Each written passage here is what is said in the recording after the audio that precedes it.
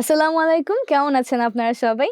আজকে আমরা যে টপিকটা নিয়ে আলোচনা করব, একদম আমাদের প্রথম টপিক, সেটা হচ্ছে ইন্ট্রোডাকশন। যখন আমরা নতুন কোনো একটা স্কুল, কলেজ বা ইউনিভার্সিটিতে যাই, অথবা আমরা যখন নতুন একটা ওয়ার্ক প্লেসে যাই, বা এমনি বিভিন্ন ধরনের ভাইভা বা মিটিংয়ে কিন্তু আমাদেরকে নিজেদের পরিচয়টা ইংরেজিতে দেয়া লাগে। আর ম্যাক্সিমাম টাইমে যেটা দেখা যায় সেটা হচ্ছে আমরা নিজেদের নাম বলি, আমাদের বয়স বলি, কোথায় থাকি সেটা বলি, কিন্তু এরপর যে আমরা কি বলবো সেটাই আসলে ভেবে পাই না। সলিমা, তোর কোনো আইডিয়া আছে এরপর আমরা কি বলতে পারি? এই সমস্যাটা তো আমিও ফেস করি। এই সমস্যাটা আমরা অনেকেই ফেস করি। ইন্ট্রোডাকশন দেওয়ার সময় আমরা নাম বলি, বয়স বলি, কোথায় থাকি সেটা বলি, এরপর যে কি বলবো সেটা আর ভেবে পাই না। আর এর জন্য আমরা একটা পারফেক্ট ইন্ট্রোডাকশন দিতে পারি না। সো আজকে আমরা যেটা করার ট্রাই করব তা হলো আমরা স্টেপ বাই স্টেপ কিছু জিনিস দেখব, আর এটাকে নিজেদের তথ্য দিয়ে ফিল আপ করে আমরা একদম স্মার্ট একটা সেলফ ইন্ট্রোডাকশন রেডি করতে পারি। তাহলে চলুন আজকের লেসনটা আমরা শুরু করে ফেলি। এখন আমরা বলবো আমাদের পজিশন নিয়ে। তার মানে এখন আসলে আমরা কি করছি। এখন আমরা অনেক ধরনের কাজ করতে পারি, আমরা স্টুডেন্ট হতে পারি, আমরা কোনো চাকরি বাকরি করতে পারি, তাই না? যে কোনো কিছুই হতে পারে। সো এখানে আমরা বলতে পারি পজিশন অর স্ট্যাটাস। সো একটা চার্ট করি। ধরুন আপনি একজন স্টুডেন্ট, সেক্ষেত্রে আমরা কি বলতে পারি লিমন? একদম সিম্পলি সেক্ষেত্রে আমরা বলতে পারি স্টুডেন্ট। তো আমরা তো বলেই ফেললাম যে আমরা স্টুডেন্ট। এখন আমরা আরো যেটা বলতে পারি সেটা হচ্ছে আমরা কোন ক্লাসে পড়ি। এখানে আমরা বলতে পারি I am in grade dash. তো ড্যাশের জায়গায় আপনি কোন গ্রেডে আছে সেটা বলতে পারেন। For example, I am a student and I am in grade 2, I am a student and I am in grade 5, I'm a student and I'm in grade 7. That's it. আর কিছু বলার দরকার নেই, as it's about our introduction. একটা প্রশ্ন আছে, Listen. শুনি যে I read in, I study in class 7, class 5. তো অনেকেই বলে যে এই দুইটা ভুল, কিংবা এটা হচ্ছে অনেক পুরাতন ইংলিশ। আপনার মতামত কি? ওকে, তো এটা আসলে লাইক খুব কমন প্রচলিত মিস্টেক, যেটা মিস্টেক আসলে আমরা তাই বুঝি না। যেমন আমরা এটা অনেককেই বলতে শুনি, I read in class 2, I read in class 5, but genuinely read মানে কি লিমন? রিড বলতে আমরা কি বুঝি? রিড বলতে আমরা পড়া বুঝি। এই পড়া কি পড়া? লাইক কোনো বই পড়া or something like that, right? So this is not similar to that. এর জন্য আমরা আই রিড ইনটাকে বাদ দিব।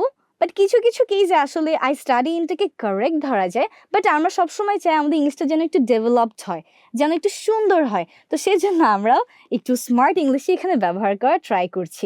এর জন্য আমরা কি বলবো? Instead of saying I read in, I study in, though study in is kind of correct, we can say I am in grade dash. এরপর আমরা চলে যাই অন্যান্য প্রফেশনে। ধরুন আপনি আর স্টুডেন্ট নেই, আপনি কোনো একটা কাজ করছেন, সেই ক্ষেত্রে আপনি যে সিম্পলি বলতে পারেন আই এম আ ড্যাশ। কি বলতে পারেন?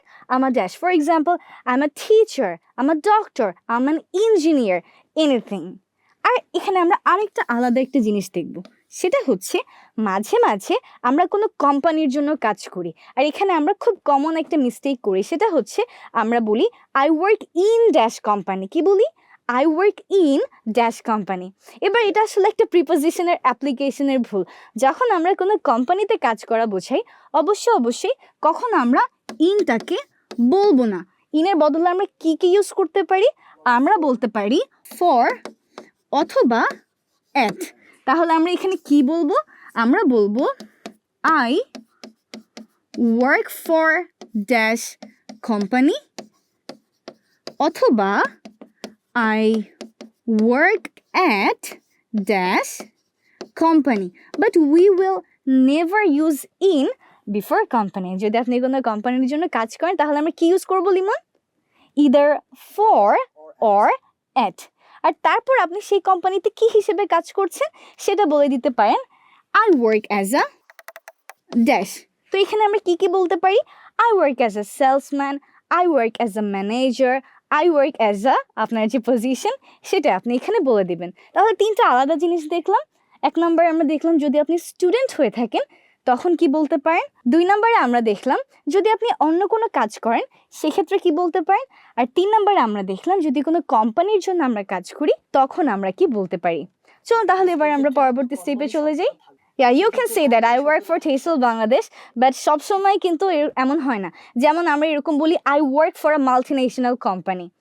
I work for a government or private company. So যদি আমরা সেভাবে বলি তখন কিন্তু কোম্পানিটা আমাদেরকে ইনক্লুড করতেই হবে। টাইপ যদি আমরা দেখি Yeah, it depends on the type. It depends on the type. এখানে যেটা আমাদের মূল বিষয় দেখতে হবে সেটা হচ্ছে প্রিপোজিশনটা, কাজ আমরা ভুল কেউ নামে করি না, আমরা ভুল কিন্তু এই অ্যাপ্লিকেশনেই করে থাকি।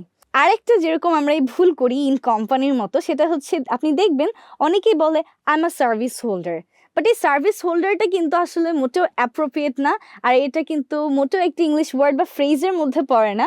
So you can search that and if it's correct, যদি আপনার মনে হয় যে এতে কোনো ভুল নাই, আসলে এটাতে কোনো ভুল নাই, সো এটা তাহলে আপনি সবাইকে জানিয়ে দিতে পারেন, সো দ্যাট সবাই জেনে যায়। কোনো একটা জিনিস শিখতে হবে, জানতে হবে, এর সাথে সাথে কি করতে হবে, অন্যদেরকে হেল্প করতে হবে, ঠিক আছে? সো ওয়েল এভরিওয়ান, দেখা হবে সবার সাথে পরবর্তী লেসনে। Till then take care and আল্লাহ হাফেজ, বাই বাই।